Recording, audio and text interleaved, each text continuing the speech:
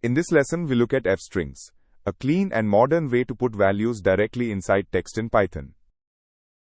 An f-string is just a normal string with a superpower.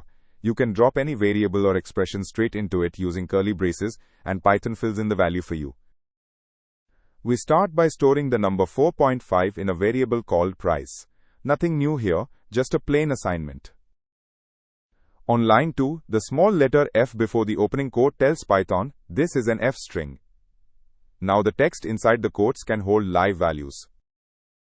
Inside the curly braces we write price, then a colon, then .2f. That .2f is a format instruction telling Python to show exactly 2 digits after the decimal point.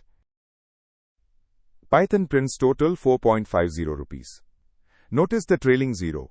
The .2f format made sure we always get 2 decimal places, turning 4.5 into 4.50. The old way was to join strings with a plus sign, but you had to convert every number to a string first, and it got messy fast. F-strings keep everything in one readable line.